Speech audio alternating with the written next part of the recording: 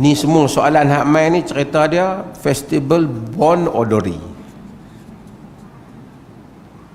Hak bunyi dia apa betul? Bon apa ni? Bon Odori.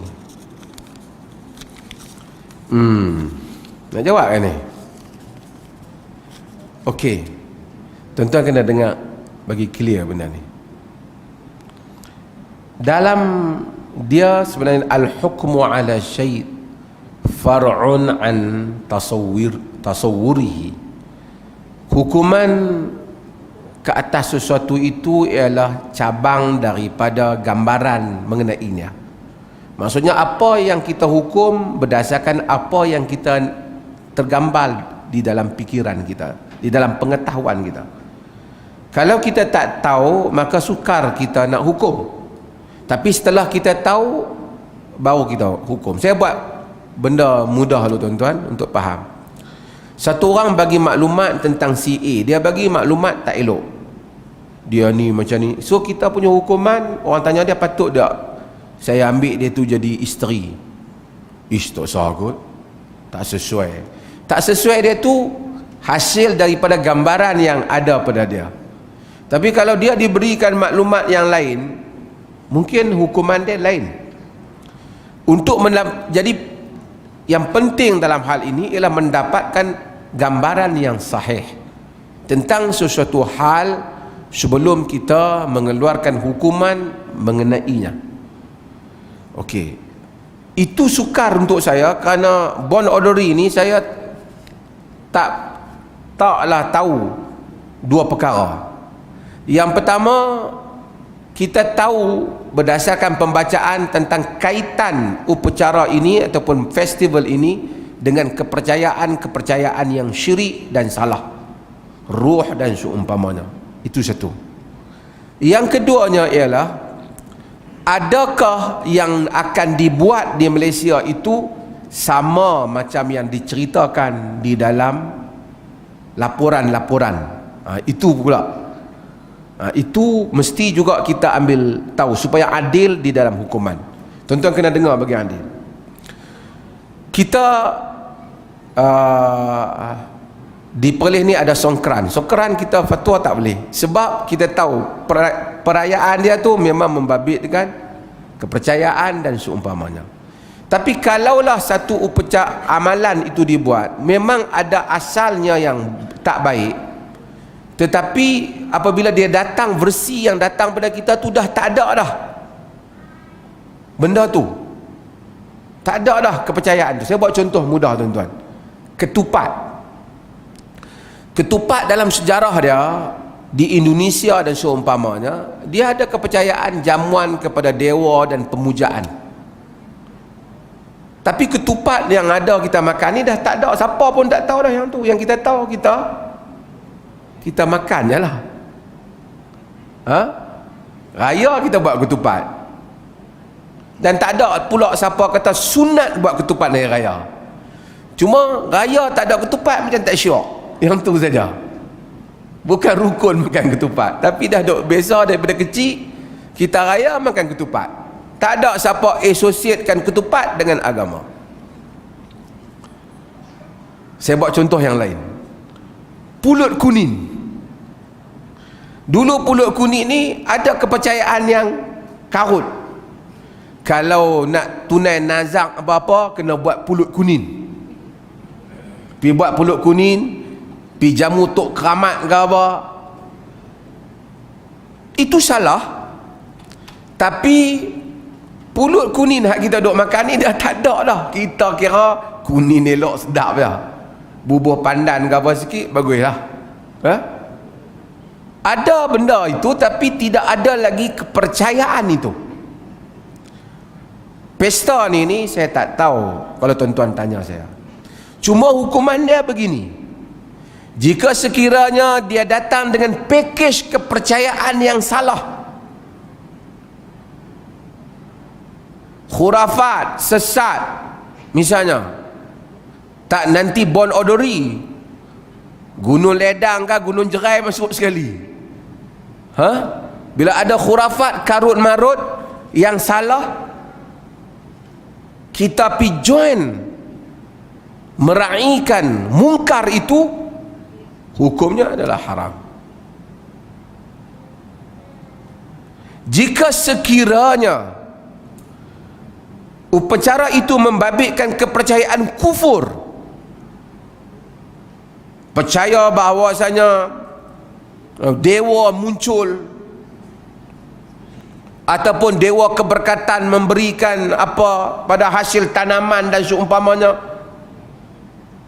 yang semua itu merupakan milik Allah Azza wa Jal, kita sertainya kita berdosa. Jika kita redha bil kufur, maka kita juga kufur. Kalau mungkin kebanyakan orang dia tak redha lah, dia saja enjoy. Man tashabbaha biqaumin fahuwa minhum, riwayat Abu Daud. Siapa yang menyertai satu kaum, siapa yang menyerupai satu kaum, dia di kalangan mereka. Ini positif dan negatif. Kalau dia menyerupai yang negatif, dia negatif. Kalau dia menyerupai yang positif, dia positif. Kalau dia menyerupai yang baik, dia baik. Menyerupai yang tak baik, tak baik. Kalau dia makan chopstick, dia pakai baju chongsam, dia jadi orang Cina. Tapi dia Cina bukan agama. Cina, dia pakai baju Melayu, dia pakai sampin, walaupun dia India, dia Cina, dia macam fahawa dia kalangan orang Melayu lah. Ridwan T, pakai baju Melayu, kita rasa dia macam Melayu lah, kan? Itu dia punya moral dia.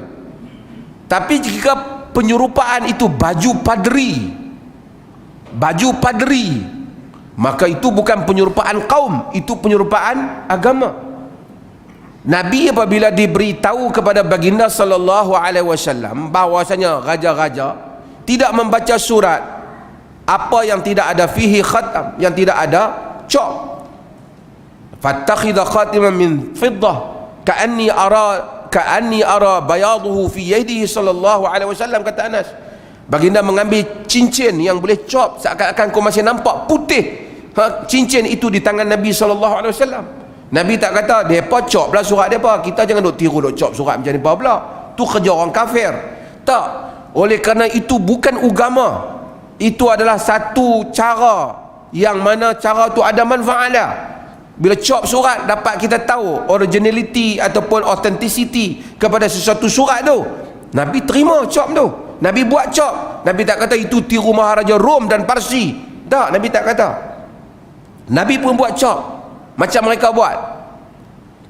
Maksudnya meniru yang bukan akidah, yang bukan sesat, tak mengapa. Kita kena tengok hal ni. Kalau pesta tu package dia tu merangkumi khurafat, amalan khurafat, kepercayaan khurafat, perbuatan khurafat atau perbuatan syirik dan kufur, haram menyertainya. Kalau meredai kekufuran dalamnya juga merosakkan akidah. Kalau package tu mari tak ada apa, dia pakai kimono saja, jalan getek-getek macam Jepun saja, lepas tu pergi makan sushi saja, lepas pada tu sembang cara Jepun saja, yang tu hanya menyerupai kaum, tidak menyerupai agama. Jadi kita hendaklah lihat hal ni. Tuan-tuan tanya saya nak kena tahu detail benda ni lah, nak kata belah mana, wallahu ta'ala alam. Tapi beberapa ada mufti yang telah mengeluarkan pandangannya dan kita hormati. Mungkin beliau telah buat kajian, beliau kata ini syirik dan seumpamanya. Saya setakat ni belum menyatakan itu pesta yang syirik dan seumpamanya, dan mungkin ada asasnya. Mungkin beliau tahu maklumat yang sebelum daripada ini, wallahu ta'ala alam. Sesiapa yang nak bagi jawapan ataupun yang tanya, dia boleh buat kajian, tengok ada unsur apa dalam pesta ni. Dulu kita putuskan tentang Songkran, wakil masyarakat Siam mai bahas dengan saya. Dia tanya saya dalam majlis, tidakkah Islam itu mengiktiraf kebudayaan? Oh, kemana tanya saya. Saya kata ya, dia mengiktiraf kebudayaan yang tak bercanggah dengan dia. Ya, Islam mengiktiraf. Sebab tu Nabi bila datang, Nabi tengok ada benda-benda, innal ansar yu'jibuhumul lahu. Kenapa tak menyanyi? Orang Ansar kan suka menyanyi. Nabi kata bila kahwin, Nabi tengok mereka tak menyanyi, tengok Nabi ada, Nabi tak menyanyi. Ansar bukan suka menyanyi. Nabi kata Aisyah, ama ma'akul lahu fa innal ansar yu'jibuhum lahu. Tak ada menyanyi kan? Ansar kan suka menyanyi. Nabi apa menyanyi? Itu Nabi betulkan. Bila lirik salah, Nabi betul. Wa fina nabiyyun ya'lamu ma fi ghad. Di sisi kami ada nabi yang tahu apa nak berlaku besok. Nabi betul. No. Ini tak. Jangan kata. Yang ni. Quli ma kunti taquli min qabl. Kata apa yang kau kata sebelum ni. Nabi tahu yang besok, Nabi tak tahu. Dia kata di sisi kami ada nabi yang tahu besok nak berlaku apa. Nabi kata yang ni jangan kata. Yang tahu besok nak berlaku apa siapa? Allah. Itu nabi. Nabi tak kata, tengok baru dia bergerun kat aku tahu besok nak berlaku apa. Kita yang tak nabi, manusia yang tak nabi ni duk pergi habaq tok guru dia tahu apa, main duk scan. Hang ni tak lama lagi jadi sekian. Pakatlah sekian, bayar seorang RM50. Ada kadang-kala karamah di mana Allah lontarkan pengetahuan ataupun lintasan kepada orang soleh dalam hal tertentu. Tak adalah semua orang dia tahu.